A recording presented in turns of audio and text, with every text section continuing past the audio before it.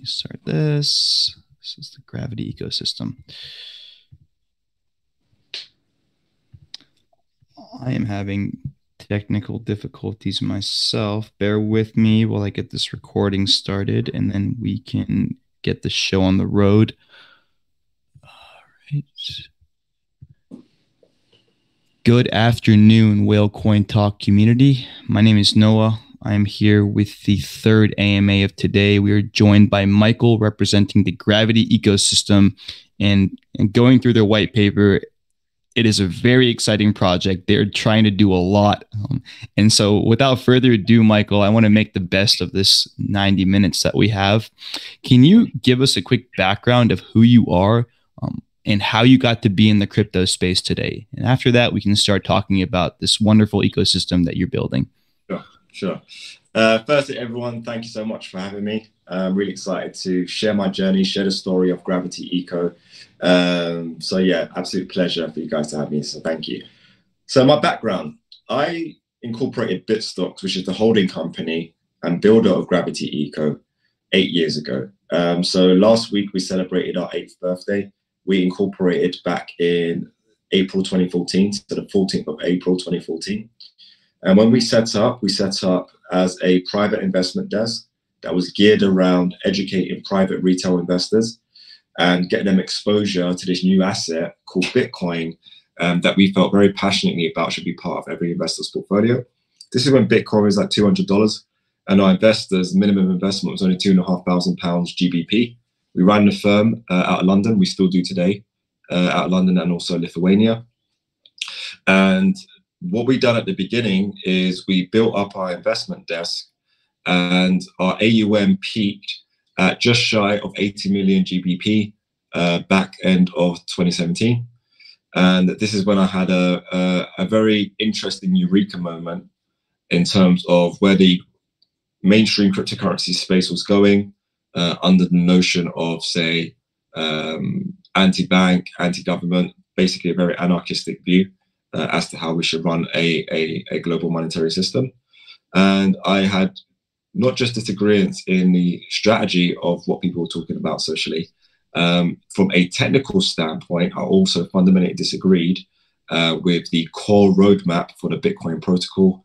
And I was what you would call back then a big blocker. So our background and our history is really early. So we've been around for a long period of time. A lot of the core team from 8 years ago is still with us today. As a business, we've had in excess of 40,000 hack attempts on us as a company. We have 0 breaches in 8 years, while always managing well into the millions in our assets under management. And what I'm going to speak to you guys about is the byproduct of what we've been up to for the last 3 years. And the epiphany eureka moment that I had was the curation and the spark to create Gravity Eco. And also a big, huge bet. We self-invested in ourselves. The money that we made in the early years, we pumped it all back into the firm with no exterior outside capital. And we done it on the mission that at the end of this process, we'll have the best technology in the world to build a financial ecosystem for the metaverse that allows you guys to create, build, and earn in new ways. So that's what I want to talk to you guys about. But yeah, that's the background and history and a bit about us. That's awesome, Michael. And are you still a kind of an anti-core guy, or have you accepted and adopted Bitcoin for what it is? I want to make my position clear before I'm going to say a lot of controversial things on this AMA, by the way. So well, the fact that you guys are utilizing the BSV blockchain, as soon as I saw that, I'm like, this is very interesting. I've never seen anyone talk about the BSV blockchain or even utilize it. So I'm ready for some controversy. It's honestly one of my favorite things. So we're going to discuss. I think I lost your audio there, okay. Michael. Yeah, I just want to make my position clear in how I see all of the space. My position as a CEO and a builder is to provide the world an amazing user experience. That the house that I build, which is called Gravity Eco, needs to ensure that when people come into my home, that they have a reliable experience when they utilize the taps, when they utilize the toilets, if they utilize the shower. The blockchain in this analogy is the plumbing system.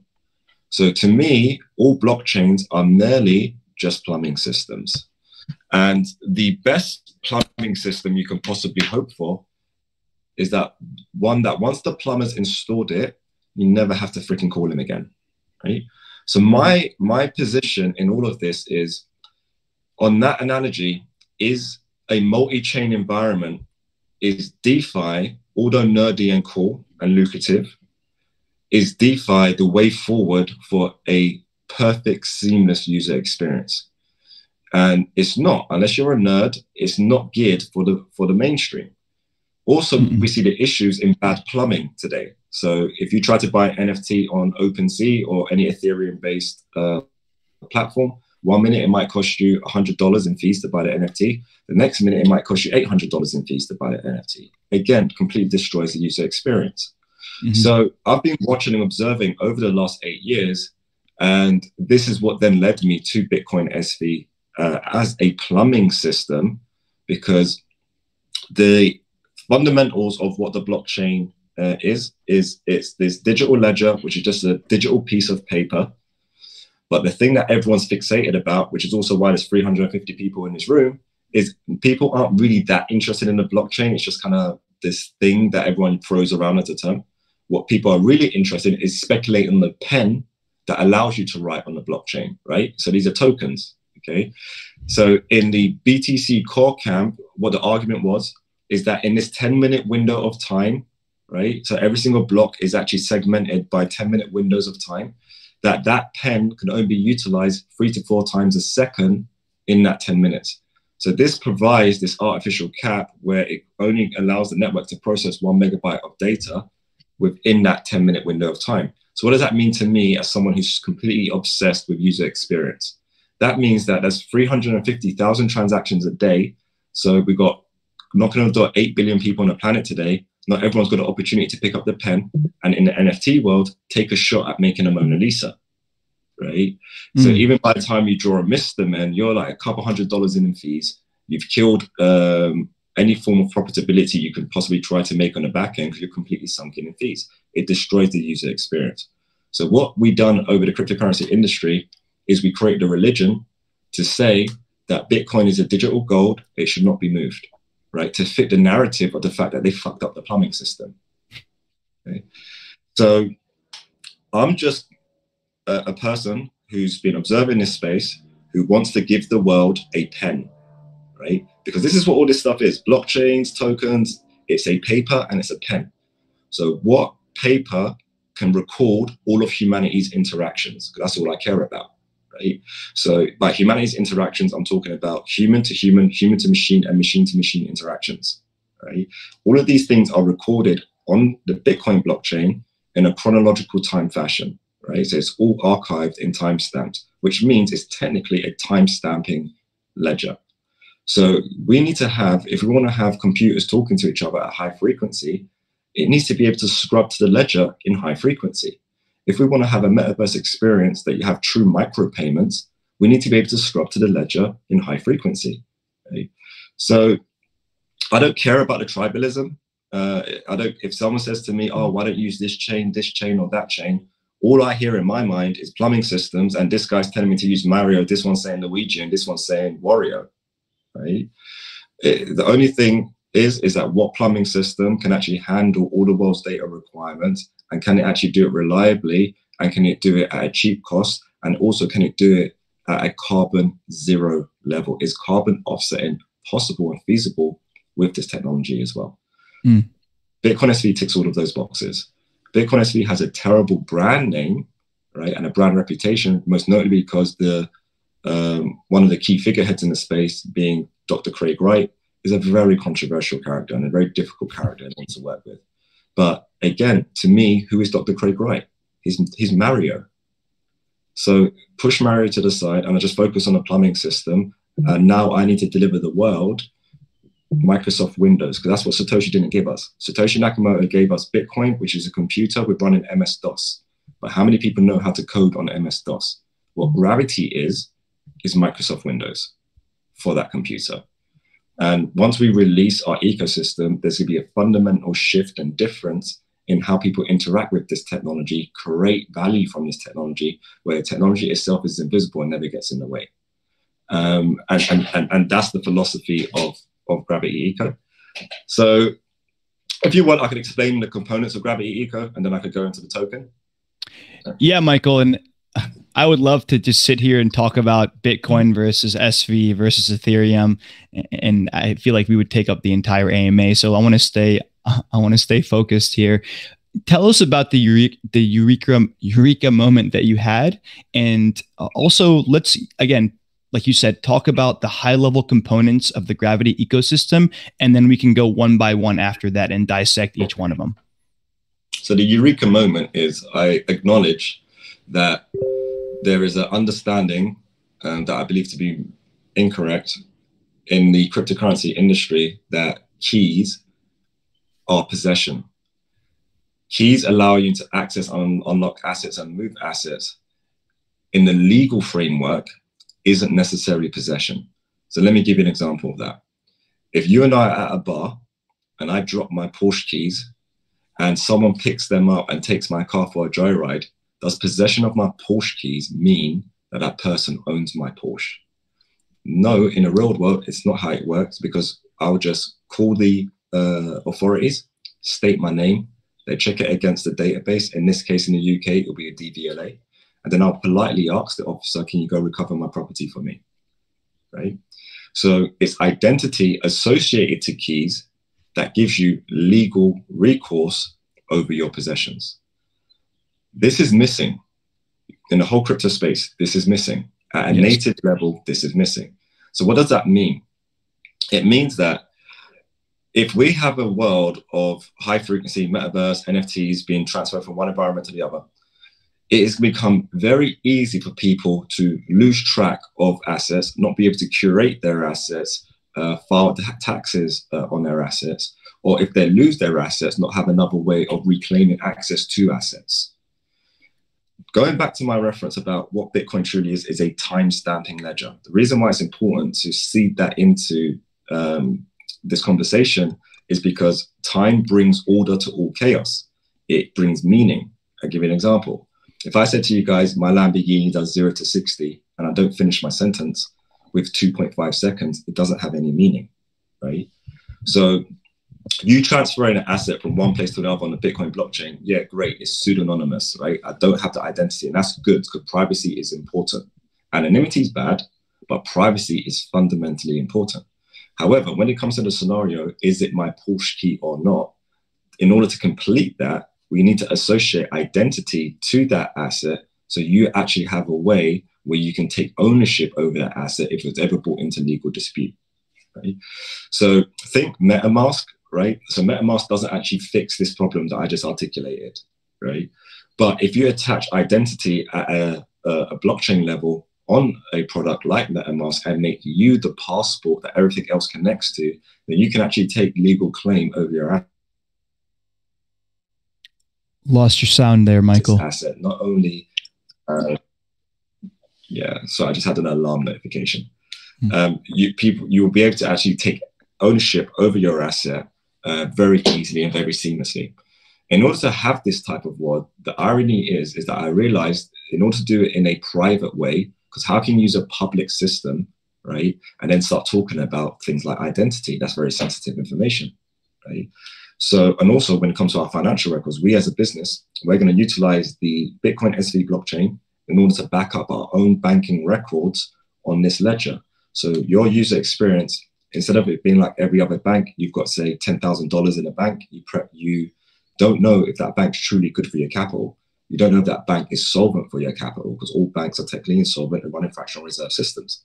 Well, within a Gravity ecosystem, with Gravity Money, you're able to press a button and verify that we actually have your capital, because again, all of our assets are backed up against the public record, the public ledger. So as a user experience, what does that mean? It means that you can verify that this institution is solvent for your capital and always solvent for your capital. That's a groundbreaking difference. And in this part, I'm not talking about nerdy say Bitcoin does this, Ethereum does this, or AVAX does that, or Solana does that. We're talking about as any everyday individual. I say to you, do you appreciate transparency? Would you appreciate a financial institution that can verify its solvency? Is that a service that you would hold in higher regard over traditional finance today? Right. And I think that will be unanimous yes. Right? So this is how we're looking at it. This is how we're thinking about it. So what I realized is the first thing that we had to build was actually the banking side of our business model. So this is actually Gravity Money. So Gravity Money is an application that's available in the Apple store today. And soon it'll be available on the Android store. Right now, it's our fiat on-ramp and off-ramp. Allows you to get money, Euro and GBP into Gravity, trade against other crypto assets and get money off. Where that service evolves is we're going to introduce debit cards. We're going to introduce a current account-like service so you can do third-party payments and effectively just use Gravity Money as your bank account. We're going to introduce stablecoin technology, again, on top of Bitcoin SV. I'm going to explain that a little bit more why. As well as a variety of other banking-like services are with that product. That product had to take most of our time over the last 3 years because to tool up our compliance processes adequately, go for regulation, ensure that the whole back office system is ready. That takes a lot of time.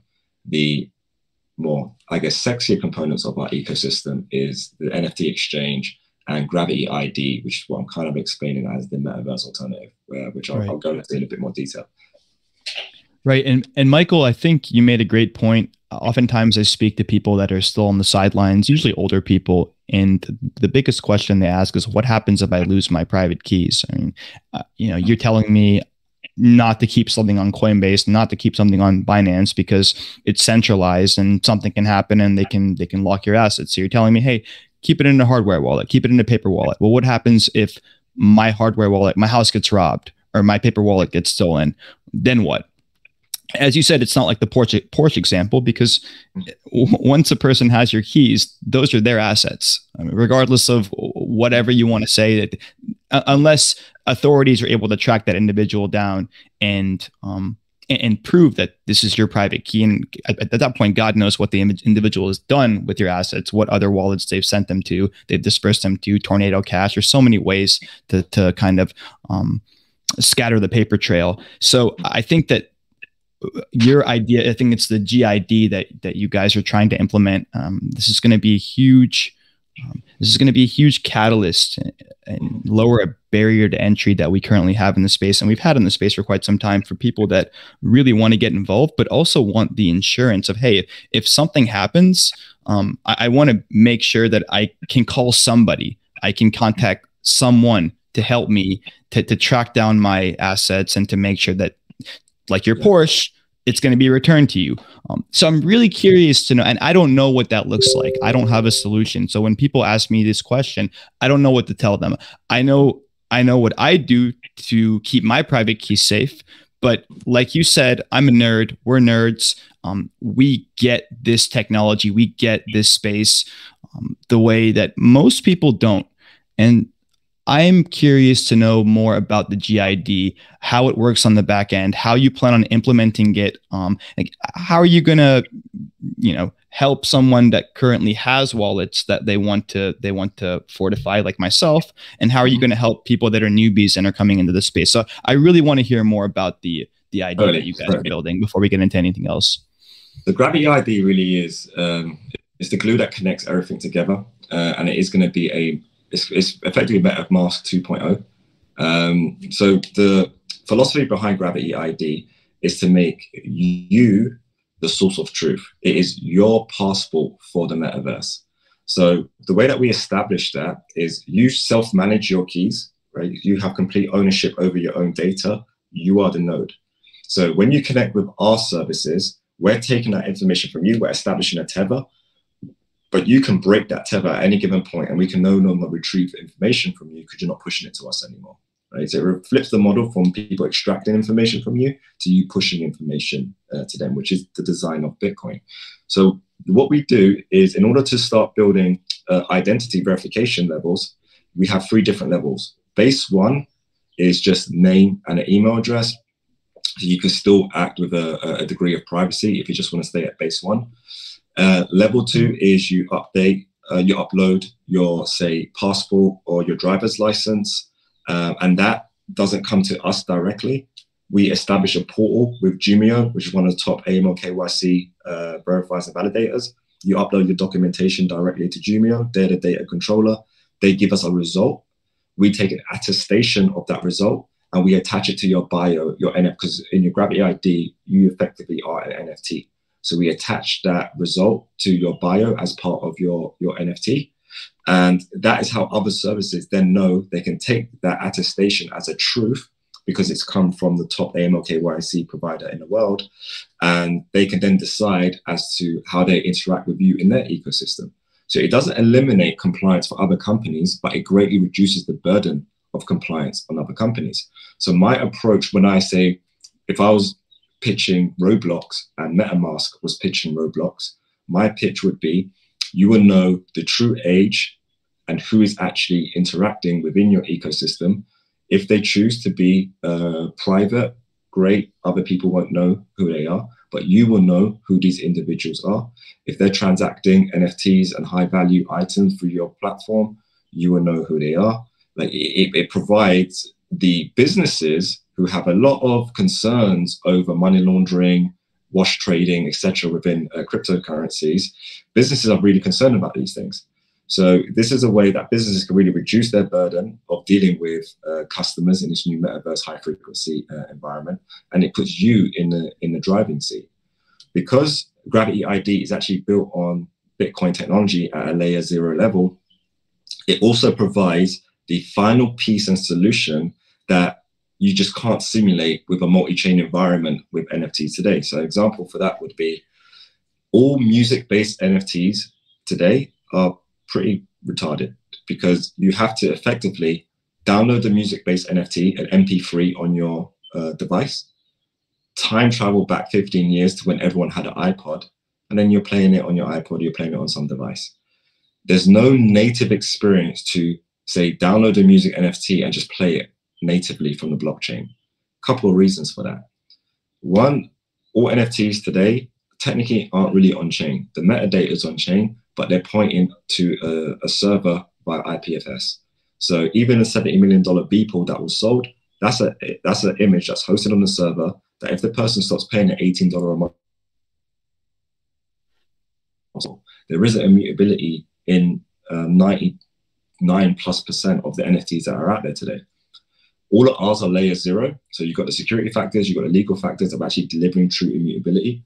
But also it means that I can actually use the Bitcoin SV blockchain as my distribution platform.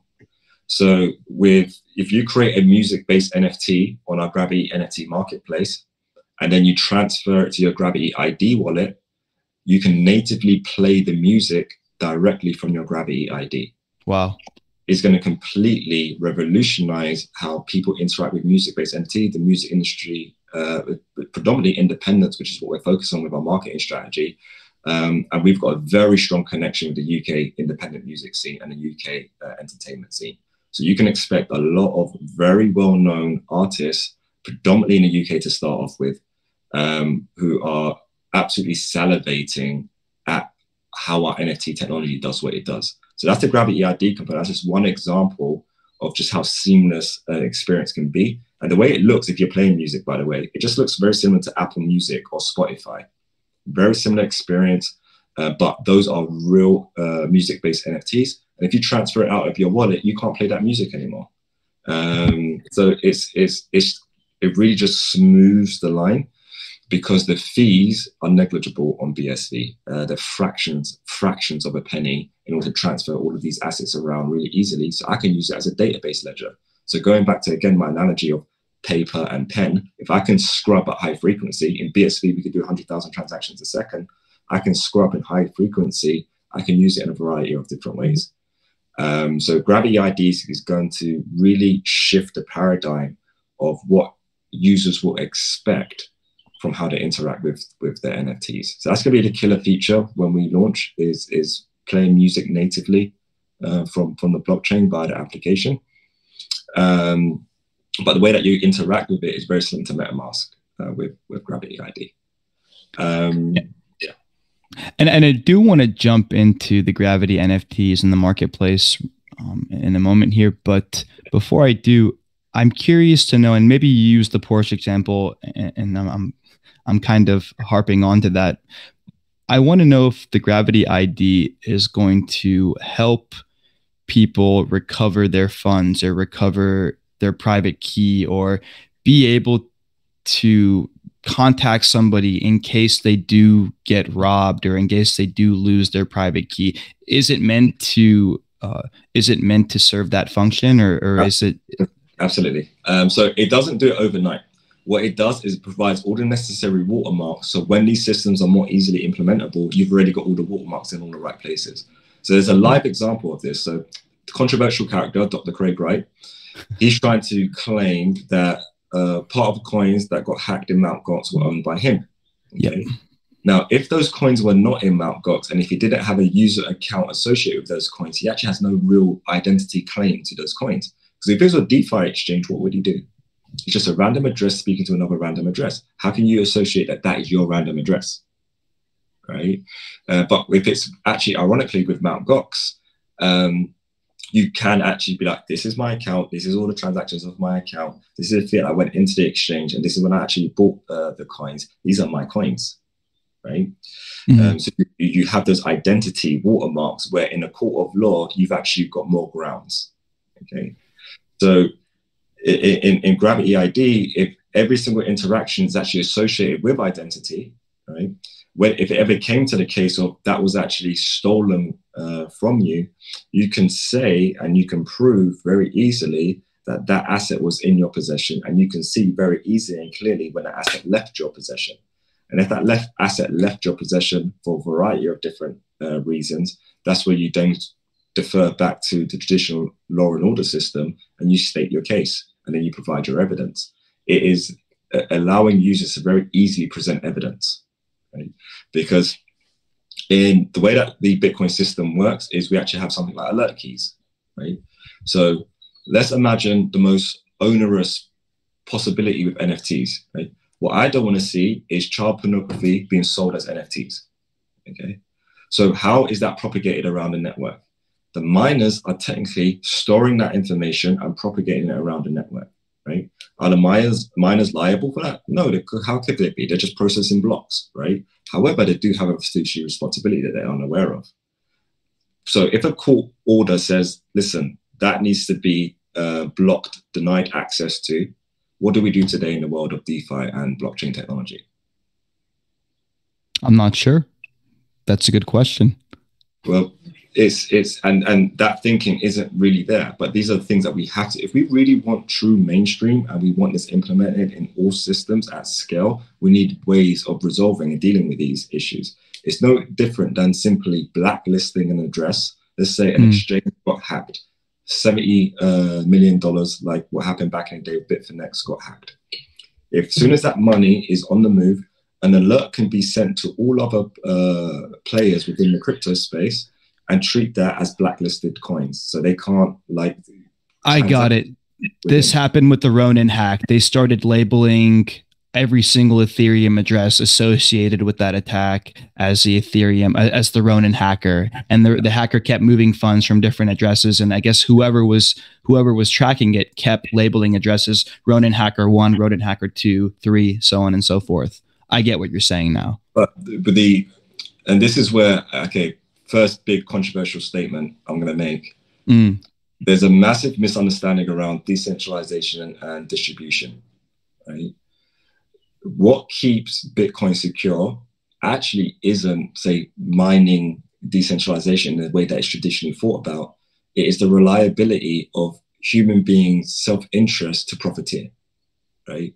So whether you're in Afghanistan or whether you're in America, if you're investing in mining, you've got an upfront investment and you're going to do everything you can to protect that upfront investment by playing by the rules, because that's how you get an ROI, right?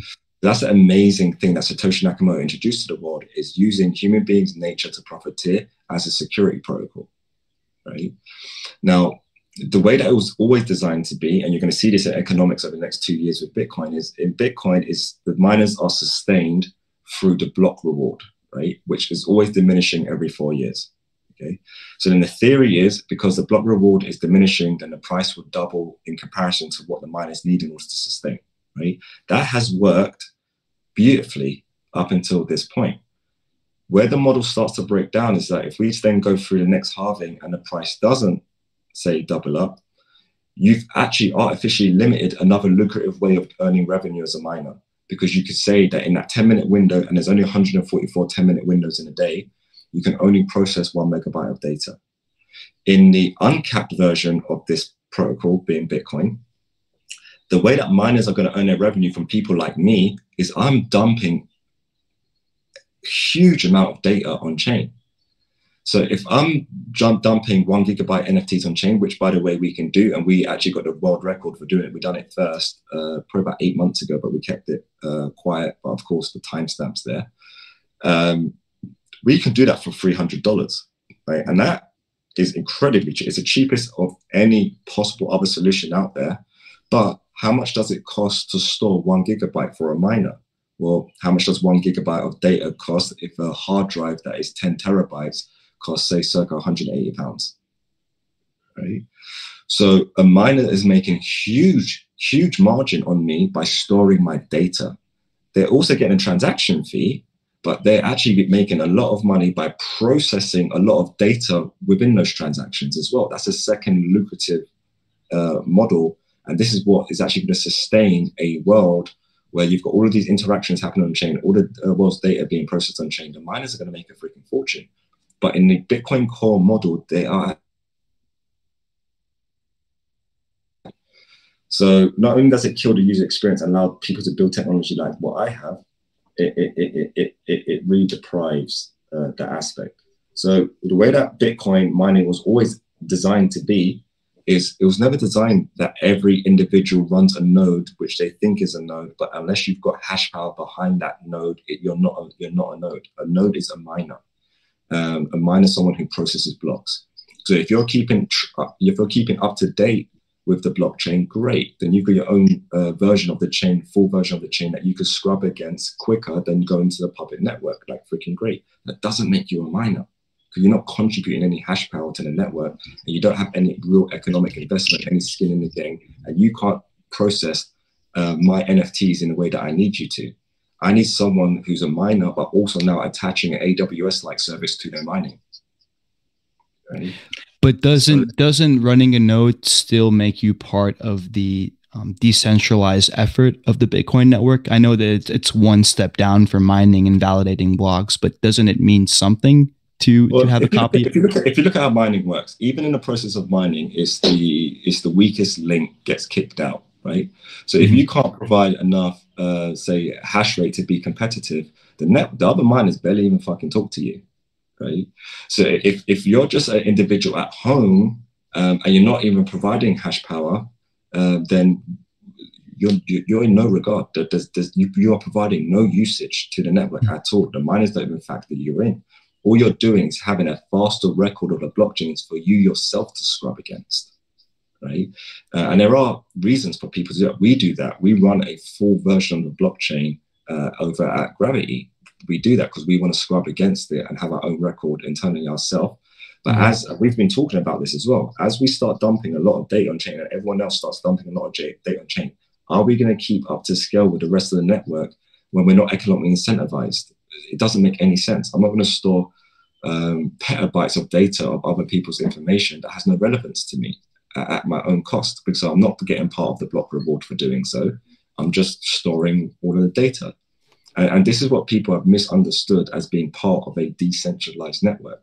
The way that Bitcoin was designed, it was always going to go into data centers, big, huge data centers. And you only need 3 big, massive data centers in order to be decentralized. Why?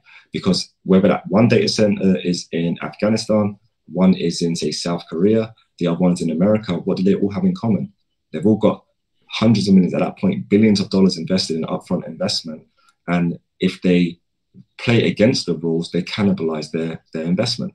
Again, it's economics that ensures the security of Bitcoin. So what is Bitcoin then? Bitcoin is the world and will become the world's most centralized network on the planet. And the reason why that is freaking amazing is because, again, the misunderstanding about what decentralization is. But if we say take decentralization out of the equation and we introduce the word intelligence, right? Do you want your intelligence fragmented, right? We go through the process of education, reading, watching videos to consolidate information from other human beings into one being, right? That's intelligence. Even artificial intelligence, you got Google, you got Amazon, you got, say, Apple, right? These huge corporate behemoths don't play nicely with one another. So there's better things with this AI, there's better things with that AI, and maybe there's better things with this AI, right? But the way that Bitcoin's designed is all of this data is in one freaking place. So you can combine it together and you can have a completely different form of AI system. And does that mean that my data is at risk because I don't have this, say, imagination of there being 10,000 nodes and somehow that's giving me some additional security, even though they're not factoring anything in? No, because again, you have the reliability of one, economic incentive. Two, you have the memory of every interaction that's ever happened. So if, say, one person went rogue, the memory of everything that happened, we still have. So we just effectively reboot the system. Well, you don't reboot the system, you follow the longest chain. And that can also be determined by a court of law at a later date. So everything that we've been doing has been completely factored. Not the world that we've been experiencing today with crypto is 2.0. Once the regulators step in, wipe the slate clean for central bank digital currencies, which I'm not pro for, but it's happening. It's inevitable. So it's inevitable the regulators are going to clean up the space. So how do we still provide you sexy products and sexy experiences that completely obliterate anything that you've experienced today, but still regulatory and legally compliant? And that is the whole undertone and thinking behind everything that we've done. And again, I don't want to go on too much of a tangent going back and forth about Bitcoin and what it's going to look like after the next halving. So I hear your points and I can understand why they could be controversial to some, but I also feel like you're on the right path. I mean, the decentralization of mining and it becoming more centralized is inevitable. We're seeing it happening before our eyes. I don't know what's going to happen with the next halving, and I don't see mining being not economically advantage. Sorry, I don't see mining not being an economic advantage over the next 10 years. But I could be wrong.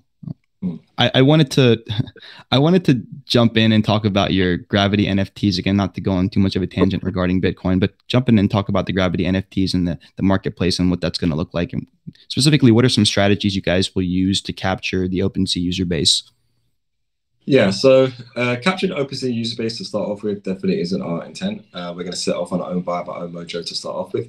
And we see the Gravity NFT exchange as being the top of our sales funnel into Gravity Eco.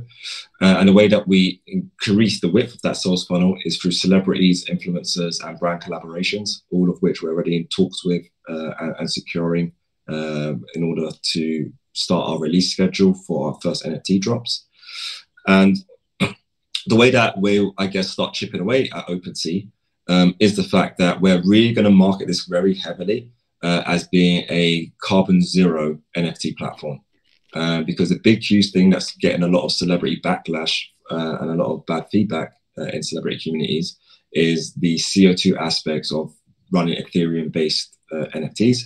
And then obviously the next most popular platform was Solana, but I think it's been down like 6 to 10 times this year. So we're definitely going to be chipping away predominantly at the CO2 angles.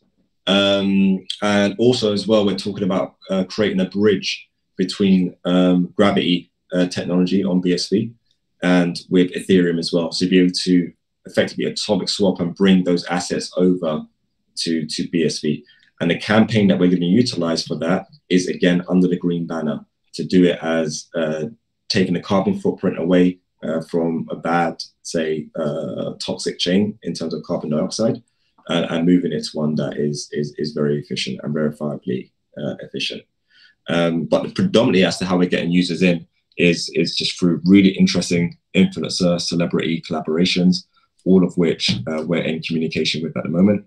And a lot of those is going to be music based, music industry based. So you're not launching your own NFT line, but you're more so building an NFT ecosystem, an NFT marketplace. Yeah, so Gravity will be doing its own NFT drops. All of our own NFT drops will be exclusively utilizing the Gravity Credits token. So that's one of the first key utilities of the Gravity Credits token. It will allow you to acquire Gravity-based drops. And the rest of the ecosystem will be using BSV, and it will be BSV, but it won't actually be called BSV. We're going to be effectively branding BSV within our ecosystem and actually grouping up the Satoshi differently in order to make it more efficient for micropayments until we get our stable coin. So yeah, that's how we do it. Is there a lot of activity currently happening on BSV? BSV, and this is so funny. It's such an incredible hidden secret still somehow. But we're producing more transactions reliably, consistently than all other blockchains combined on a daily basis. Can you tell us a bit more about how the BSC network works as far as validating transactions and producing blocks? It's just as you know, Bitcoin today, there's no difference in the mining processes between the two respective chains. You could take your hash power from BTC, put it straight over to BSV, little tweak, and it works exactly the same. So it's the exact same process as BTC mining. There's no difference. The only difference is that they can handle higher throughput of transaction. It has been geared in order to handle higher throughput of transaction. And we have a scaling roadmap that within 12 to 18 months will be producing 1 million transactions a second. In fact, that's going to be within 12 months. Towards 2 years is actually 1 billion transactions a second is what we're aiming for. And so if the chain starts to blow up and a lot of people come over, a lot of value comes over, a lot of projects start building, isn't that going to result in more miners allocating their hash power to BSV and subsequently causing high CO2 emissions in the end anyway? Or is there something different? No, it's all economies of scale. If your ability to process isn't artificially capped, so in Bitcoin sense, they can only process 350,000 transactions a day, but they produce more power than the country of Austria. So if that's hard pegged, that you can never be more efficient than 350,000 a day, but your power consumption is going up, that's always going to produce terrible CO2 results. On Ethereum, it's 2.1 million transactions a day. So again, it's always going to produce terrible CO2 results. BSV doesn't have an artificial cap. So BSV can just continue scaling up. I think we're processing on average 11,500 transactions per megawatt of power utilized by the network.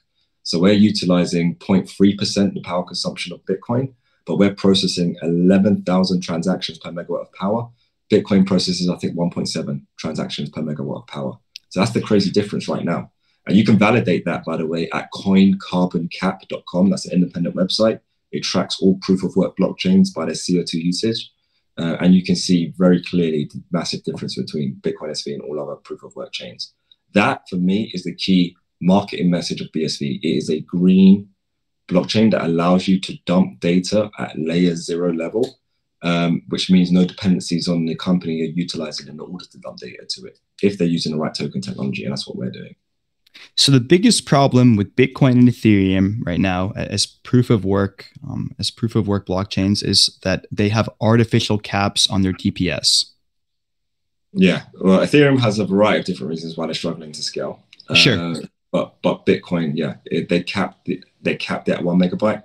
Bitcoin Cash increased it to 32 megabytes, and BSV right now, no, in fact, BSV has no cap on what you can process in a 10-minute window. And wrapping up the thought on NFTs, you said you're going to do your own drop. Do you have any information about how many are going to be available at Genesis, what the minting price is going to be, how people can get whitelisted, all that good stuff? No, unfortunately, to all three of those questions. I'll give you a little hint about our version of the whitelisting process.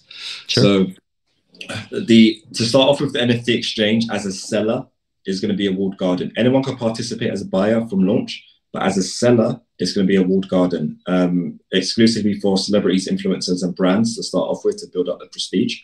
And then in order to get a seller's account, there will be a proposal section. So let's say you want to do a drop, but I don't know you. We haven't gone through that process of you, say, being onboarded by the team and being verified by the team. And that's a very, that process is very limited, right? But it's deliberately limited at the beginning.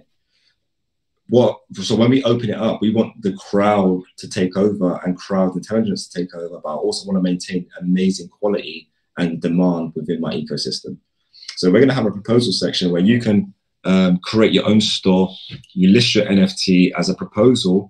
And if you get enough votes, again, another huge benefit of Gravity ID, one account, one vote, right? So if you get enough votes, then there's enough interest. You're signaling to us there's enough interest in your project. We would then bump you up a level, so you can now sell 10% of your allocation. We'll give you a time frame in order to sell that 10%, again, to measure the hype around your project. If you sell the 10% allocation within that time frame, then now you are granted a seller's account. So it's going to use, again, this is going to use Gravity credits, another utilization of Gravity credits.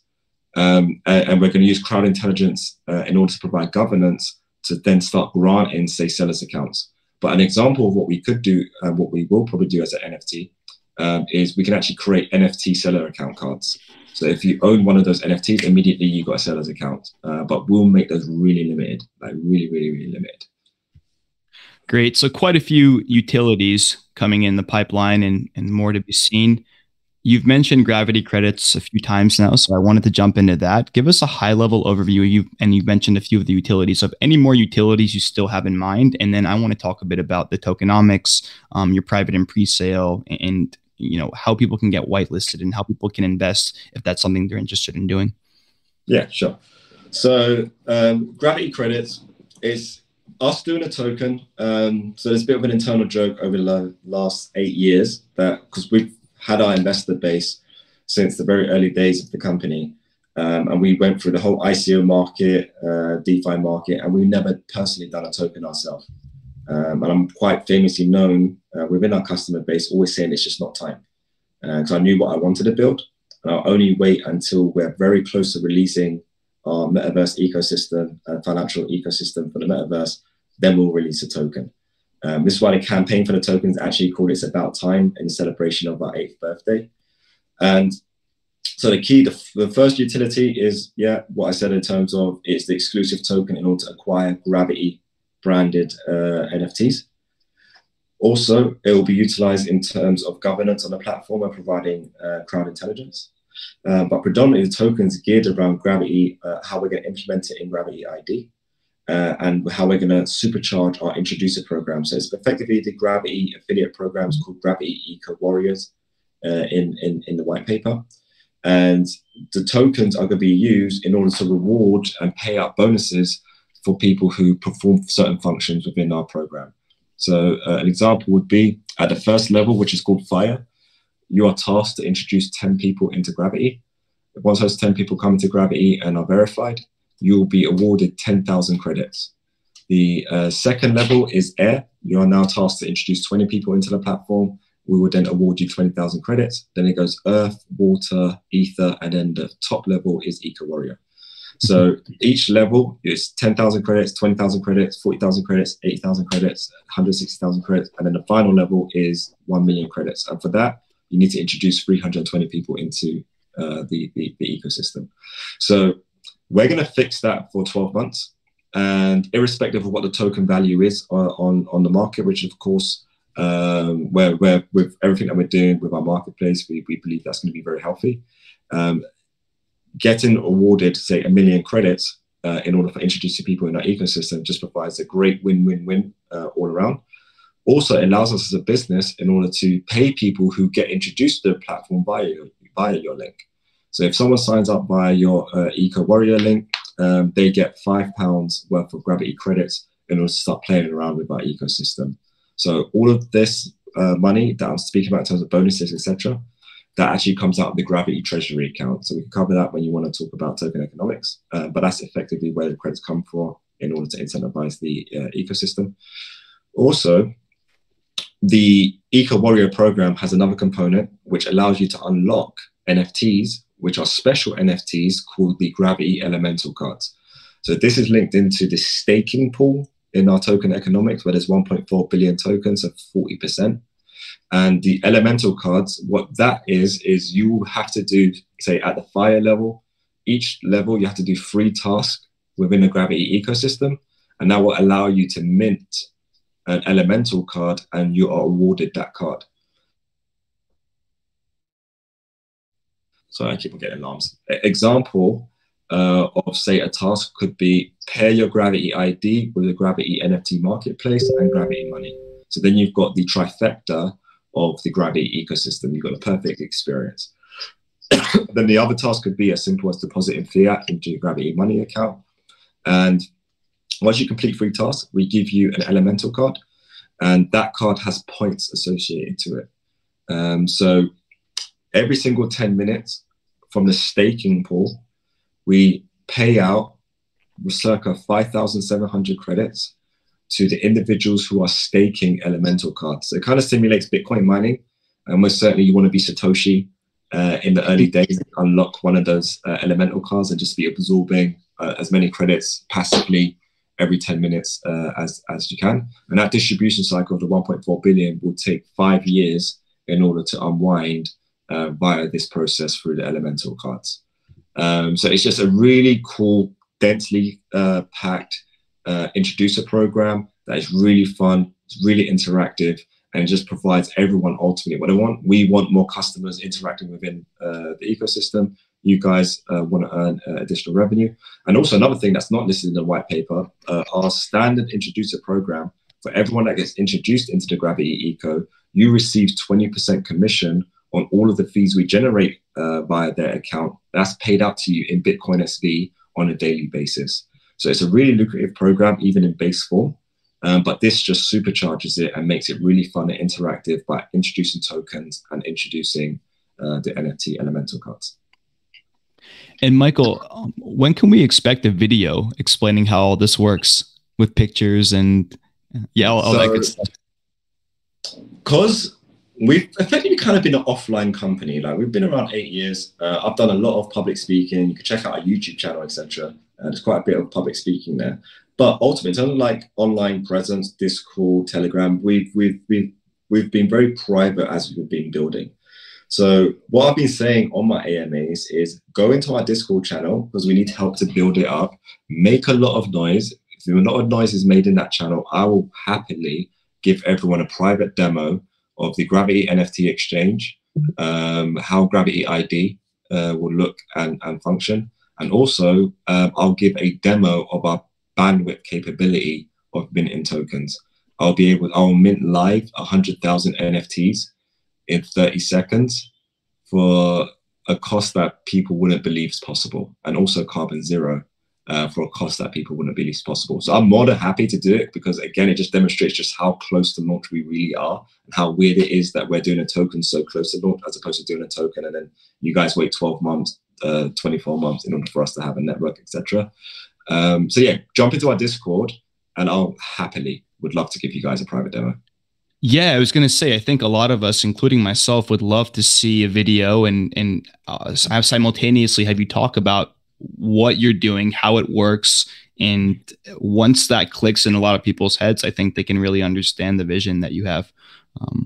I would love to do that. We can arrange for that to take place potentially even tomorrow. If you just jump in a Discord, the noise is made, I'll have my team book it in, and I'm more than happy to give you guys a private demo. That'd be awesome. I would look forward to that. Cool. Let's do it. All right. And Michael, you guys have a private and public sale for the Gravity credit token. Am I right? Yeah. Are those coming up? Yeah. So the private sale starts tomorrow. So private sale starts tomorrow on Pink Cell. UTC time is 12 p.m. So for those that are in London or UK time, that's 1 p.m. UK time. And sorry, I just put my phone on charge. It's okay. Yeah, so it goes live. Tomorrow we have a whitelist process. So the way in order to get onto the whitelist is in our Pink Cell link, and if with permission, I'll post that into the group. And yeah, we go live tomorrow. The sale will be open until May the 12th, or obviously until the tokens are all sold. The whitelist will give you buying dibs for the first 72 hours. And then we'll be deleting the whitelist, and then it opens up, and then anyone will be able to participate on the basis that there's still tokens remaining. So that's the private sale. There is no pre-sale then. They're one and the same. Yeah, it's one and the same. There's no pre-sale. And then the public sale would take place within 30 days of the NFT marketplace launching. So you can expect that to be quite imminently. So again, our roadmap's very densely packed. We expect to launch the exchange within the next 3 to 4 months. What's going to be the price discrepancy between the private and the pre-sale? So the private sale, it works out to just shy of a penny a token. So that's in GBP, a penny a token. And on the public sale, it's going to be a 50% increase in the price on the public sale. And you said that there are directions on how to get whitelisted on your Discord. Am I right? Is it an easy whitelist, or is it a bit too late? It's an easy whitelist. You will need BNB. The sale's being taken place in Pink Cell with BNB. You just need to post a BNB address with a wallet balance no less than 5 BNB to qualify for the smaller section of the whitelist, and with a wallet balance of 15 plus BNB to qualify for the larger part of the whitelist. So the whitelist has 1,000 slots, and there's 250 slots that are only for the smaller allocation, and there's 750 slots for the larger allocation. We also have a backup whitelist that we have as well. So there is still some smaller slots on that one as well. So still anyone, if you just want to do the smaller qualification level, you're more than free and able to do so. And yeah, that link's actually in our Pink Cell listing. If you click the website link, it takes you to the landing page for the white paper, the whitelisting process. And also there's a slide deck with some visuals and more information about Gravity Eco as well. Understood. And is there going to be what is the maximum contribution per wallet for each respective whitelist? 40 BNB. So we want a good distribution. So we capped it at 40 BNB. So the minimum purchase is 1 BNB. The maximum purchase is 40 BNB. And this is for the 30,000 credits. And this is for the large whitelist or the small whitelist? It's the same. That's the same. It's the same max either way. The difference in qualification is only for qualification. When it goes to the sell, the minimum's 1 and the maximum's 40.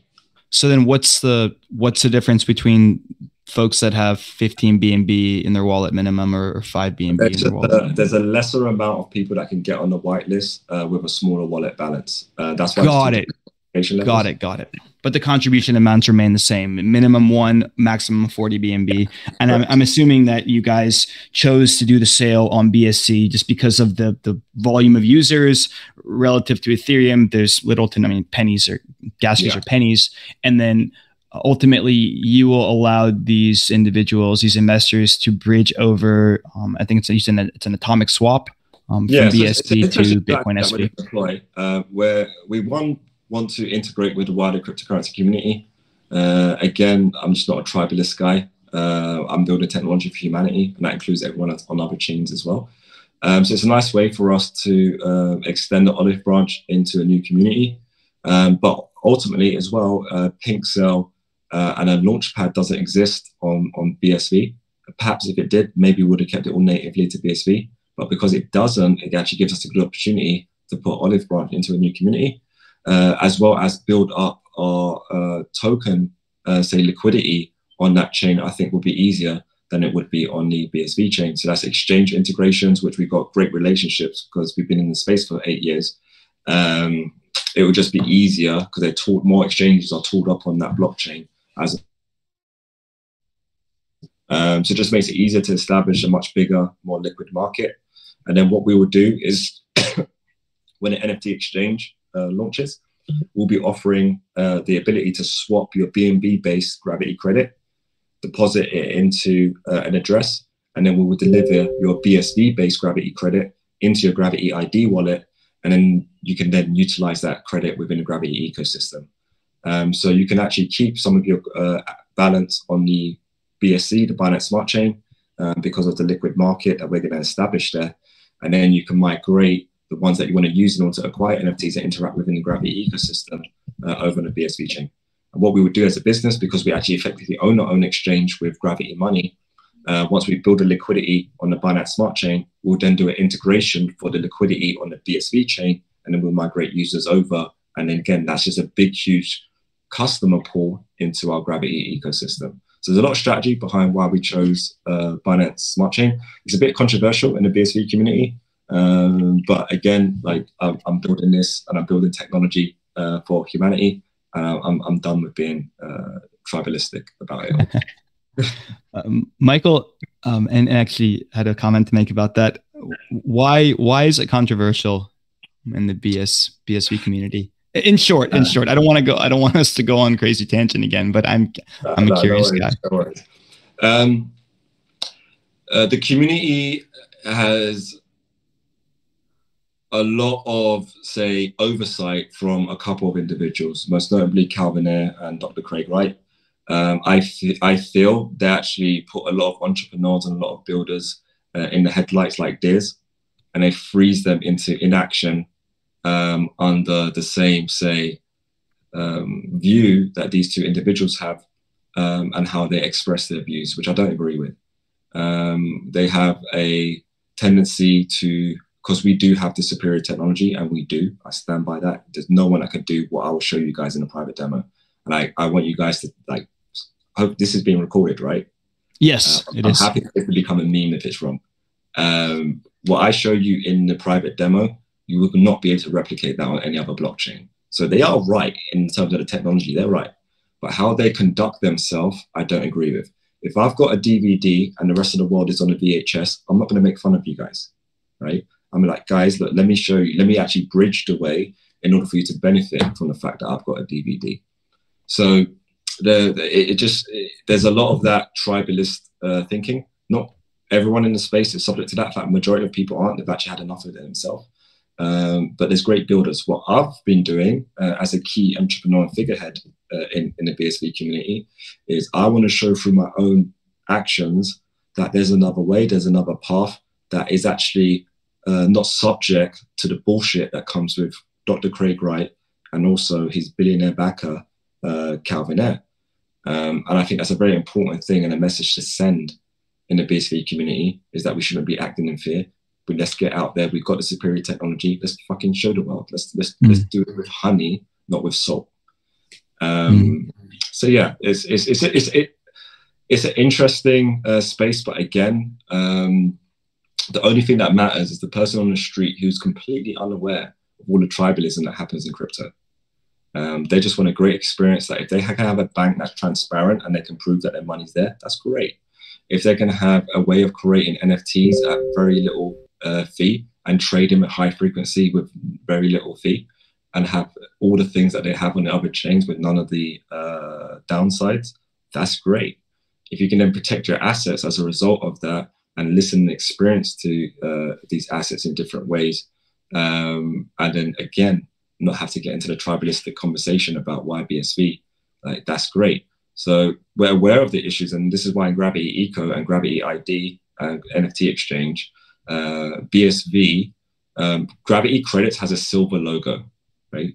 There will be another unit of currency that is not ours, but we're creating, that's Gravity Credits, but it's just gonna be BSV, but it will have a gold Gravity logo, because what I'm fixated about, again, user experiences, the celebrities that I've been in communication with, that I've worked a very long time to build great relationships with, I don't want them creating an NFT, promoting it on their Instagram, and their comment thread is full of, say, BSV hate because of X, Y, and Z reason. Right? What I want is for them to just show that they've got a great, say, product, they can offer a great user experience because of the Gravity ecosystem. And that's why we're taking the strategy that we are. That's why we're integrating on other chains. We have been building towards this master moment where there's going to be a shift and a transition. And we're also aware of the challenges in our space and the things that we need to leave behind ourselves and start distancing ourselves from a little bit in terms of the PR mess. But that everyone who has not paid attention to the technology as a result of the PR mess, you're missing a trick, because the technology really is real. It is a bit ironic that these people are aware of this remarkable technology, as you put it, superior technology, one that would arguably attract a lot of new players to the space and be a paradigm shifter. It is ironic that this tribe mentality is what's keeping a lot of people at bay, keeping a lot of people away. To be honest with you, in the crypto circles that I hang around in, Dr. Craig Wright does not have a good rep. Bitcoin SV does not have a good rep. It gets memed a lot. So you've really opened my mind up and made me quite curious to explore this, because up until this AMA, up until this point, I always Dr. Craig Wright, I found him to be very annoying and pretentious. And Bitcoin SV, I just thought was another fork of Bitcoin. And it just constantly memed. But anyway, I again don't want to go on too much of a tangent. No, it's worth that thought process is worthwhile exploring, because you're the voice of, I'm sure, many thought processes that don't have a voice right now in this thread, and that is the general consensus of what Bitcoin SV is. Now, Craig Wright is Satoshi Nakamoto. I'm actually on record publicly saying it quite early that he is, and I believe he is. But also, Craig Wright is an asshole. He's just an asshole. It's just very difficult to work with. He does stupid things. He makes claims very flippantly that really, really devalue the good things it is that he's done, and actually fuels a lot of the trolling on himself. He fuels it with a lot of the faux pas that he comes out with. But also, you have to realize that the guy's also autistic, right? There's many things about, and he will speak on it himself, that he finds very difficult in terms of communication. And when he's fixated on something, he can't let it go. He literally can't let it go. So everyone has their flaws. Every human being is not perfect. There's no perfect human being. And he most certainly is not a perfect human being, but he is an incredible mind. And what he has actually given the world, based on the reasons that he's articulated to me personally, is he just wants to make the world honest. Right? And that's also part of his autism and why he's so fixated on it. He actually genuinely just wants to make the world honest. This is why he's so freaking fixated with screaming and shouting about law all the time. So he's a difficult character to digest. What I'll say to people is forget the persona of the man. Go on Google Patents, type his name in. Right? If you go on Google Patents, you type his name in, he has the most blockchain patents than any other human being or company in existence. They have in excess of 3,000. He wants to have in excess of 10,000 by the time he's done, which is more patents than any other human being in existence. So what does that mean in terms of the space? It means that if you're a chef in the kitchen of crypto and you're cooking up an omelet, the possibility that you've used one of his ingredients that are due royalties is very high. And he hasn't started enforcing that yet. So that's his path. I think is an important one, but I don't need to be involved in it anymore. I've got loads of podcasts with Craig Wright on my channel, but not loads. I've got a couple of podcasts with Craig Wright on my YouTube channel. On YouTube, you type Bitstocks Media or Gravity Media, you see conversations with myself and Craig Wright. And I challenge his thought process a lot in those conversations. But the thing that I take away from my experiences with him is that despite all the failings, what I do believe very strongly is what he means when he says he actually genuinely wants to make the world honest. And a man that's willing to fight for that, I can stand beside. But I still kind of keep my distance because, again, he is a bit of an asshole. Despite the flaws, yeah. And you did say you were going to make controversial comments at the beginning of the AMA, and I find that that's probably one of the more controversial comments, that Dr. Craig Wright is Satoshi Nakamoto. We could do an entire AMA about this. I would say that I would say based on what I know, I would disagree with you. However, I think that there's still a lot more to explore and learn, and I would love to chat off record about this more. Because I do think that it says something when you tell me this person has so many patents and he's so involved. You've been so involved with him, so you clearly know a lot more than most of the user base. Yeah, I've had a personal relationship investors in this channel. Yeah, I've had a personal relationship with him now for about 4 years. And the only thing I care about, again, he's Mario, right? So when I think of him now, imagine him in a Mario Halloween costume, right? So the only thing I care about is that if I don't have the results that I do today, being I've got the best NFT technology in the world at my disposal right now. If I didn't have the technology, then there's no discussion to be had. But if the tech doesn't back up all the claims, then there's no discussion to be had. But if you said to me, Michael, there's a proof of work chain, it's got the same economic principles of security as Bitcoin, it can scale infinitely, it is carbon zero, and it has a protocol that is locked in stone. The reason why that's so important is because, again, I'm the CEO building my experience. If you keep shifting the foundations of my house beneath me, I can't build. I'm always going to have to go into plumber mode and then be CEO, plumber mode and then be CEO. This is what every CEO is doing in the crypto space. They're playing plumber and they're playing CEO.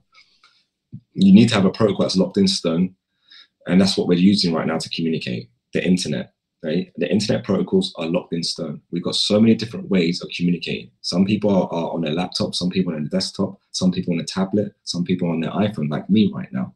We've got different ways of communicating with the same protocol. We need that in this new digital money space, right? But for the last 12 years, everyone has been saying, my protocol's better. So what's interesting about what we've done with our token, we're not introducing a new protocol. We've got the best protocol. All we're doing is introducing a token and the ecosystem on that protocol. And I think this is an inevitability because the only thing that matters is what does the technology allow you to do? And can you build a user experience that can't be replicated by anybody else and anywhere else, unless they take the same approach that we have taken. And honestly, genuinely, that's the impact that Gravity Eco is going to have, period. It's just the user experience just be so powerful that the technology becomes invisible. And that also is an inspiration for why we call Gravity. Everyone right now is being secured in their seats or otherwise because of a force that they cannot see. But when you delete that force, you have no more order. So that's the philosophy of Gravity, is everything yet nothing. And the only way you can make everything feel like nothing is if the experience is as seamless and as frictionless as air or breathing or gravity itself. Michael, I still have about a page of questions that I want to ask you. And unfortunately, we have about 15 to 20 minutes left in the AMA. And I want to be respectful to my audience members because I do see quite a few hands up and I want to let them get their questions in. Before I do, I had a couple more thoughts I wanted to wrap up with you. One was regarding the private and the pre-sale, the private and the public sale with a 40 BNB cap per wallet contribution. Are you guys afraid or are you guys worried about big dumps? Are there any mechanisms in place to prevent whales from dumping or using multiple wallets and then subsequently dumping when the price goes up? Yeah, so the whitelist process is being monitored by my team. We've got a variety of checksums being checked against the wallets. And also we're looking at taint analysis as well on the whitelist process for anyone trying to game the system. We do provide those checks, but ultimately the whitelist is going to be there for 72 hours and then we're going to rip it off anyway. So I believe that the whitelist within that period is going to fill the allocation, which is why we're limiting the purchasing. But it's as difficult as we can make it be for people gaming the system. But I'm more curious about the 40 BNB, the 40 BNB cap. Do you find that that's quite a bit for one wallet to be able to contribute? Is there a lockup period? I'm just curious to know what's going to happen. I'll talk about the token economics. So in the pre-sale, you will get 12% of your tokens delivered after the sale, and then you'll receive 8% a month for the subsequent 11 months, taking your distribution to 12 months in order to receive all of your tokens. So there's going to be a very small amount of tokens in circulation at the very beginning. We're not concerned about, say, 40 BNB being a large allocation. That's actually very small, considering our investor base would considerably want to put in more. So the 40 BNB level is fine. And also there's going to be distribution for us in the public sale as well. So those credits will be locked up. Our personal credits as a company, the Gravity Treasury, not the Gravity Treasury, the Gravity Teams tokens, those are actually locked up for 3 years. We get very small distributions on a monthly basis. All the distribution cycles, you can actually check on the pink cell. You can see all the lockup times at the bottom of the auction. So it's going to be a very, very, very small supply. And I know a lot of our database is actually very aware and au fait with the, say, the business strategy of what we're going to be deploying here at Gravity. And I imagine I bet predominantly a lot of our database will be taking the allocation. And they're going to be holders. they're definitely going to be holders. Sweet. And I'm glad you mentioned the Treasury, because that was one of my questions. How do you plan on diversifying and utilizing your Treasury? Sure. So the Gravity Treasury is what's going to be used in order to pay out all the rewards for the Gravity Eco Warrior program. So the 10,000 credits at first level, 20,000, 40,000, that's all coming out of the Gravity Treasury.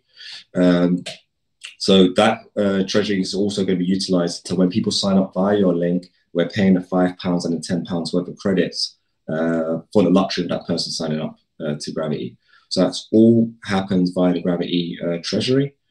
What we're going to do in order to top up the Treasury is that links in with how we're going to handle the profits from our NFT sales. So our Gravity branded NFTs, which are going to be sold in Gravity credits, 25% of those proceeds will be used to top up the Gravity Treasury account. Another 25% of the proceeds is actually go towards charging the Zero Gravity card, which we haven't spoken about yet. So the Zero Gravity card is the ultimate NFT in the Gravity ecosystem. There will be one. It's going to be a community effort in order to unlock that card, because that card costs 1 billion tokens. So there's only 3.69 billion tokens that will ever be in existence. And it takes 1 billion, which is 27% of the supply, to charge the portal on our NFT marketplace to unlock that Zero Gravity card. So what a Zero Gravity card is it gives you, effectively makes you Neo in the Matrix, and you have a zero fee experience within the Gravity ecosystem. So let's say you're a celebrity, you're doing a lot of, and you do say £3 million worth of volume over 12 months. Our fee is 5% sales fee. So you would have paid us 150,000 GBP in fees in order to produce that volume. If you have the Gravity NFT card in your Gravity ID wallet, you will have zero fee experience in the whole Gravity ecosystem. So it's a really cool way of the community all getting involved in order to unlock that card. And the way that it gets unlocked is every single credit you donate to that address, you send to that address, you will receive effectively a raffle ticket placeholder that at the end of the process, when the account is fully funded with 1 billion credits, the NFT will be delivered to one lucky random Gravity user. Our money that we're contributing to charge the card, we're doing it in order to help unlock the card quicker, because 1 billion is a hell of a lot of tokens in order to unlock that card. So we're going to aid that process as well, but we won't be getting tickets in order to be eligible to win that card. So it's a great way again of using NFTs and blending it with the credits. And I'm really excited as to what value that card's going to be on the open market. I can imagine even I would want that card, quite frankly. Likewise, I could see a group of people allocating funds together and purchasing it. It'd be interesting to see how this plays out. Yeah, it's really Michael, very cool. I feel like with everything that you're building and everything that you have to say, none of it's repetitive. It all seems very thorough and concise at the same time. You probably could have filled in a 3-hour AMA with us. So in the future, if you want to come back and do a follow-up AMA, maybe 6 months down the line, a year down the line, whenever, I would love to host you and talk to you again. And want to be, I know. I want to let my community members ask questions because they've been patiently waiting, and I see a lot of hands up. So without further ado, let's start with Aisha, and you can go down the list. And guys, if you can, try to keep the questions high level. You don't need to. I mean, you can ask more than one question for sure, but just think through and keep things high level, just to be cognizant of Michael's time as well. Okay, thank you, Noah. Okay, I want to know that will Gravity Money app enable users to make payments on different outlets or online e-commerce store where cryptocurrencies are being accepted? And will Gravity Money app be NFC enabled like Apple Pay? Yes, to all of those questions. So Gravity Money will be integrating virtual debit cards into Gravity Money this year. And those cards will be able to be paired into your Apple Pay and allow you to make NFC payments at any merchant that has that technology.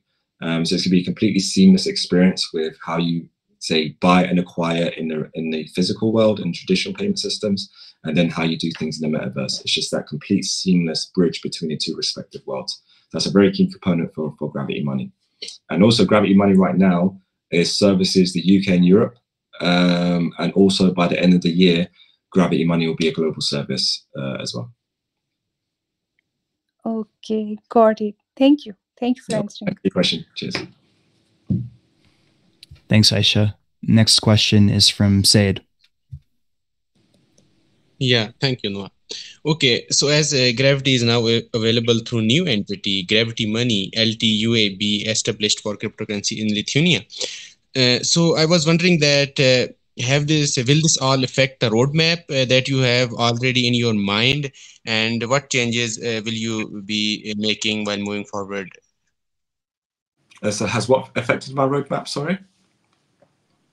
Yeah, I was wondering that will all this affect the roadmap that you already had in your mind, and what changes are you considering while moving forward with the Gravity now? All of this is a part of a thought process that started 3 years ago, Saeed.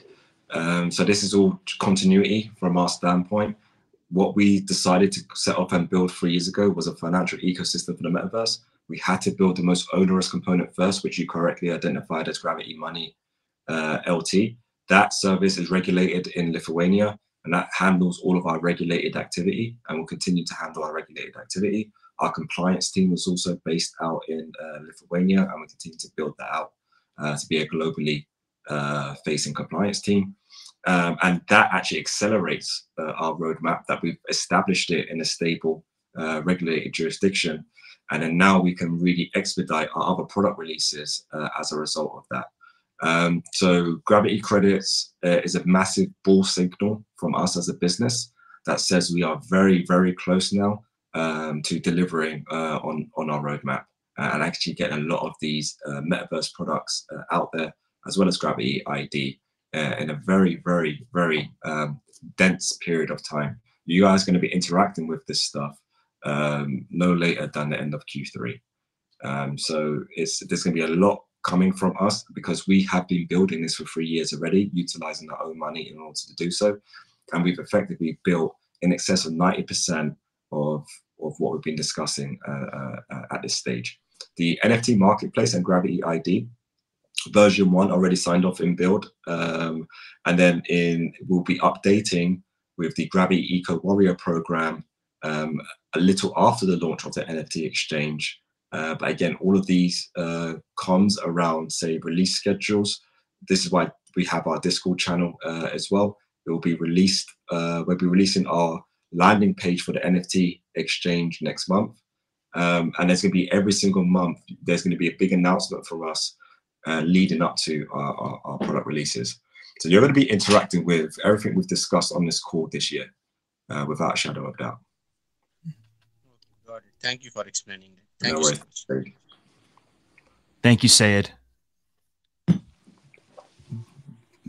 Venice, let's go. Okay, thank you so much, Noah.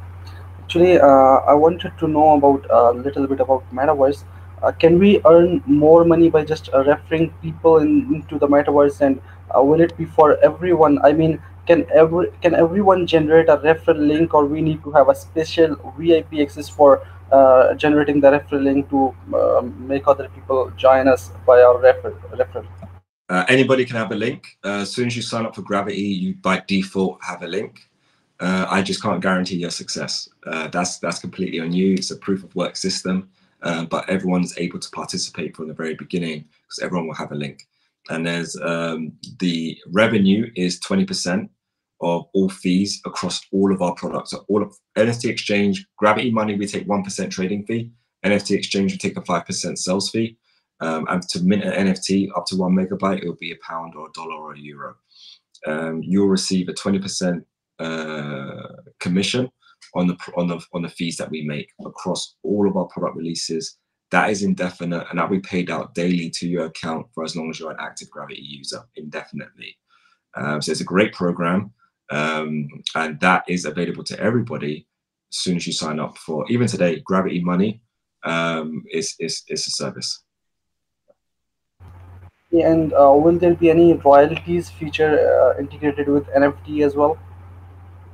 Like Yeah, have an so open. this is why I definitely encourage everyone to jump into our Discord, make a lot of noise, and just demand I give you guys a demo.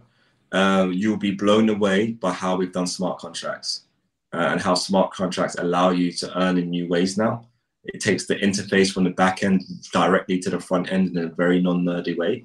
And you'll be able to, right now, every smart contract, maximum you can add is 1 collaborator to a smart contract. We will allow you to add up to 50 collaborators to a smart contract, which just makes your ability to earn revenue, royalties, etc. Completely seamlessly. Again, layer 0, not dependent on my architecture. It will be run by the miners themselves and delivered the distribution by the network itself. Okay, great. Thank you so much for answering. All right, thanks for the questions. Cheers. Thank you, Venice. Thank you, Sayed. We have Boomer Light next. Boomer Light, go for it. Hello guys. How you doing? Hey, brother. Hi, Dimbo. Okay, guys. Hope I'm audible. Yeah, I can hear you. Okay, so I'll just go straight to my question. Well, you see, there are so many projects, that look great on their white paper and also in their roadmap, but facing a lot of difficulties when trying to implement the project mission, and finally they end up with failure. So I just want to know, how do you plan to overcome this obstacle in its project development? You get the question? Yeah, sure. Doing it the other way around. So we've actually built 90+% of our technology ourselves, utilizing our own capital as a business. And we've been doing that for the last 3 years. We're only launching a token because our product, our key metaverse products, are due for release in the next 90 to 120 days. So we've already done all the hard work. This is the fun bit. This is distribution. This is creating a community. This is bootstrapping. This is the fun bit. I already have a proficient network with Bitcoin SV. I'm not a creator of a network. I don't need to worry about that problem. I'm not the plumber. We've optimized that plumbing system with our token technology. We've modified it and adapted it to provide a better user experience to you guys.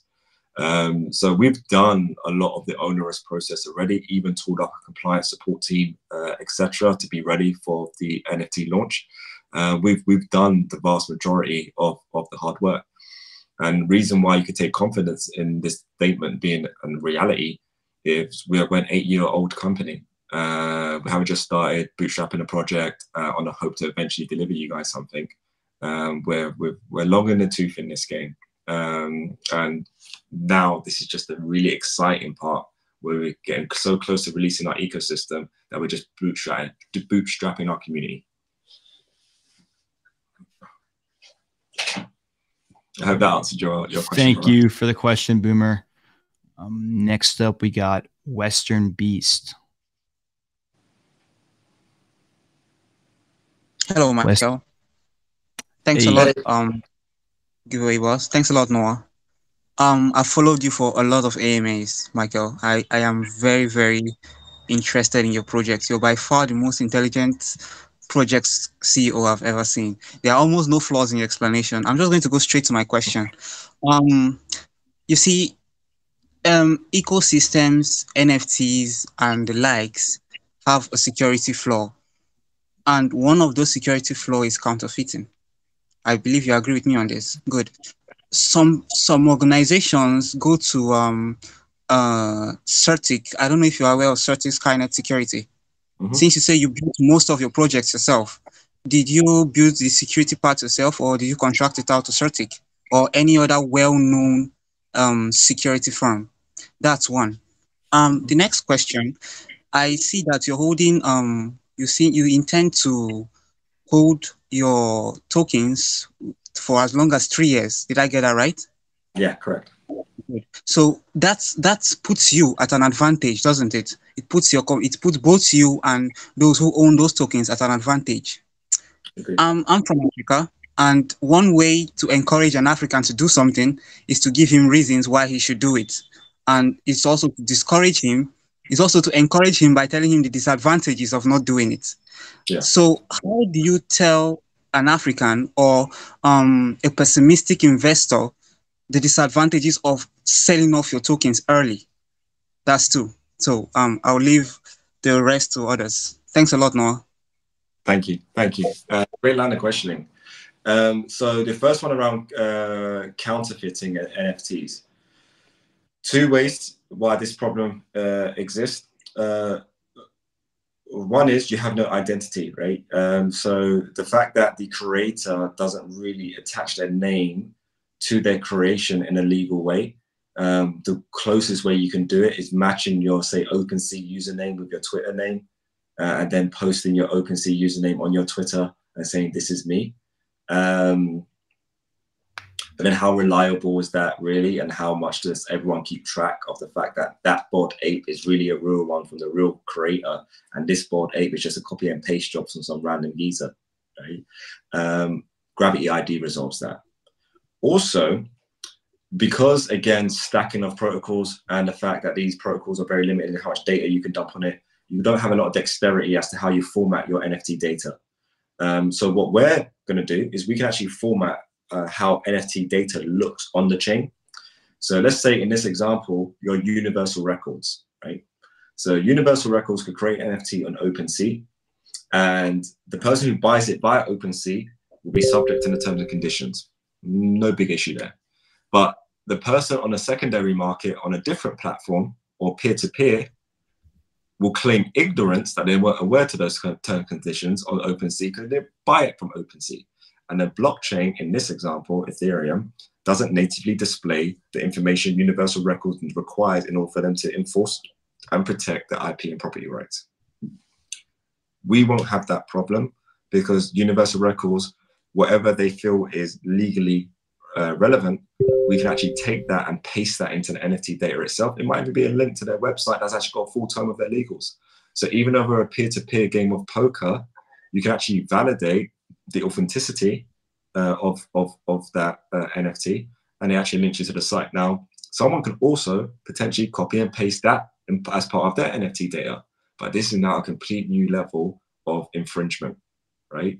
Now you are defrauding. You are directly defrauding because you're taking T's and C's of a well-established music titan, and then you're proposing now as them and trying to conduct commerce instead of just taking an image and copy and pasting it and selling it and relying on the ignorance of somebody else and didn't realize this is the original creator. So this is the hidden glue with Gravity ID. It really resolves these issues and these problems. Now, in relation to your second question around effectively token pricing and token economics, as much as I know everyone in these types of channels wants me to like hammer their investment advice, you're just not really going to get that from me as an individual. You guys are going to need to do your own due diligence around the investment.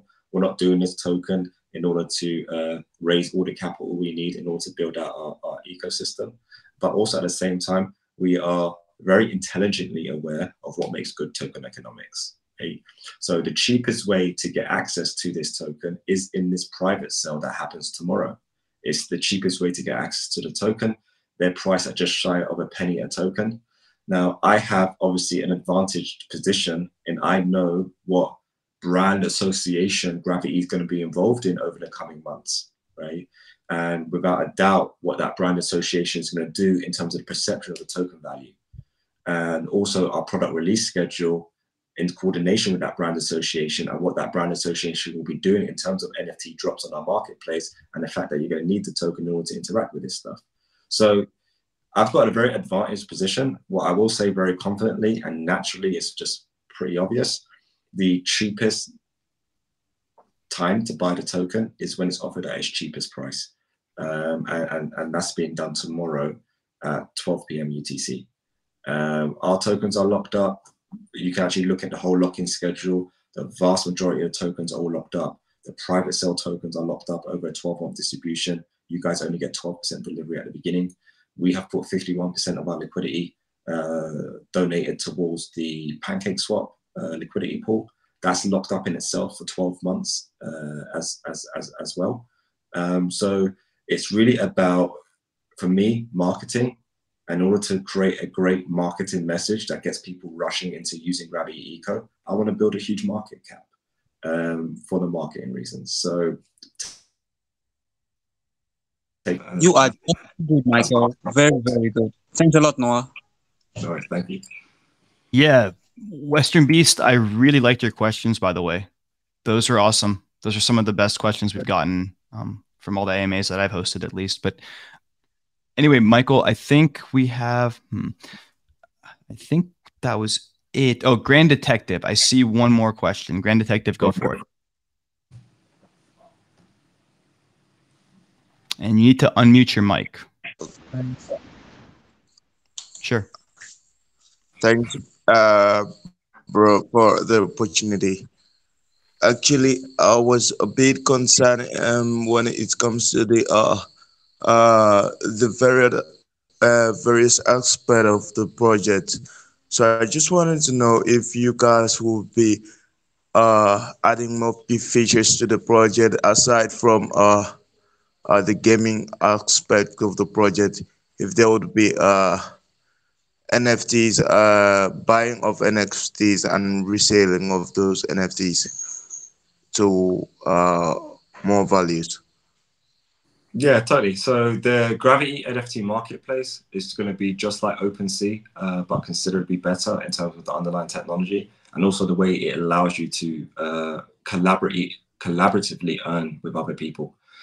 So it's going to be what you're familiar with in terms of NFTs, just a smoother user experience and just far more ways of collaborating with others to create value. So absolutely, it's going to have trading of NFTs. Absolutely.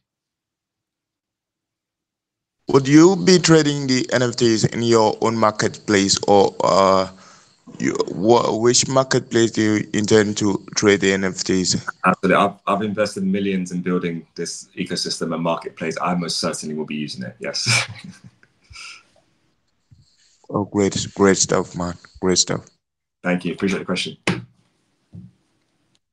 Great. Thank you, everyone, for your questions. Michael, that brings us to the end of the AMA. We went over a bit, so I hope you don't have any. Oh, we have one more. I'm sorry. I'm going to pick on this one last person. And guys, this is the last one. You had to have your hands raised earlier. Sweet Life, go for it. And then we're going to wrap things up. Cool.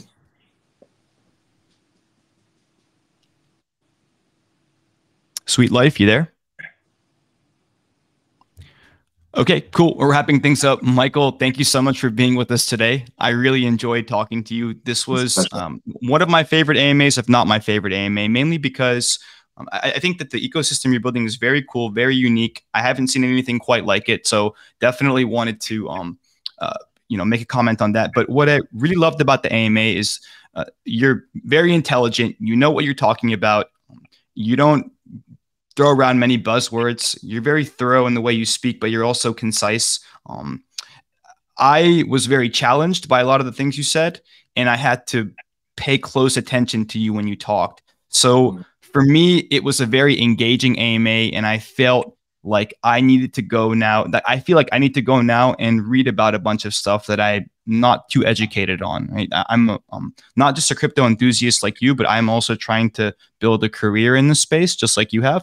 And I think it's really important to challenge the way we think and broaden our horizons, because it's still such a young space and it's still growing a lot. And there's just because one circle might say something about either Dr. Craig Wright or Bitcoin SV, it doesn't mean that you should take that at face value. You should go and do your own research, and like we always say on this channel, and figure out the truth for yourself. So I would love to stay in touch with you. I think Whale Coin Talk would like to stay in touch with you guys. And seriously, anytime you want to come back and do another AMA with us, I would love to host you. Community members and team, Michael has kindly offered to give us a demo of how they're blockchain processes transactions in a way that we've never seen before. So definitely hop into their Discord. I'm gonna get the Discord link and share it in the main chat. Hop in their Discord, engage with them, ask them questions. Michael's extremely intelligent, and he seems like he's more than happy to answer any and all questions. Again, this was Gravity, the Gravity ecosystem. It's www.gravity.eco. I'm gonna share their Discord and their Twitter. Engage, and everything on Whale Coin Talk is for educational purposes only. We don't tell you to invest in anything. Do your own research. We are here to serve as a medium for you to learn about various crypto projects. And this is a very interesting one. So, Michael, before you leave us today, for our audience members that have joined in a bit late, and for people that have, tried to digest everything you've told us about in the last almost 2 hours, give us a quick summary of a high-level summary of what the Gravity ecosystem is, what you guys are building, and why people should, come in and not invest if they want to invest, but more so come and learn about your project and broaden their horizons.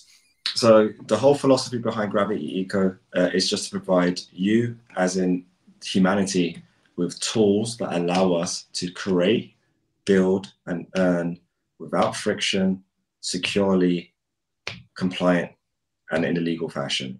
And to do that in a much better user experience than anything it is that you've witnessed up until this point, and to show the world and give the world what it deserved when Satoshi Nakamoto invented Bitcoin technology, or effectively the computer, is to give you guys Microsoft Windows, because that's what changed the world. It wasn't a motherboard and a CPU. What changed the world is the way that we communicated with a motherboard and a CPU, and that's Microsoft Windows. And we've yet to have that because of a lot of tribalism over the last decade and a bit. But we now are about to unlaunch and unleash that era. Gravity Eco will be Bitcoin 2.0. It will be crypto 2.0, and it's going to be the beginning of a shift. And that shift will not happen overnight. So all the big, say, pumpers and things just going to happen overnight. It's not going to happen overnight, but there'll be a significant shift this year and a continued momentum on the way up. So guys, just come join us. We definitely want to actively now start building up our community. I'm very, very excited and very willing to give you guys a demo. So please jump into the Discord, make some noise, and I'll get the team to arrange a time for the demo tomorrow. Awesome, Michael. Well, again, thank you so much for being with us today. It was a great pleasure hosting you. And everyone. Thank you. So open-minded about some of the comments and stuff as well. Really absolutely. These are again. This is one of my favorite AMAs, and just being able to go back and forth and bounce ideas off one another and learn from you has been a great pleasure. So again, I wish you nothing but the best, and I'm going to be joining your Discord and hopping into this demo tomorrow anyway. So I'm sure we'll chat more. But for now, best of luck. God bless and take care. God bless. Thank you, everybody. Have a great one. Take care. See you in Discord.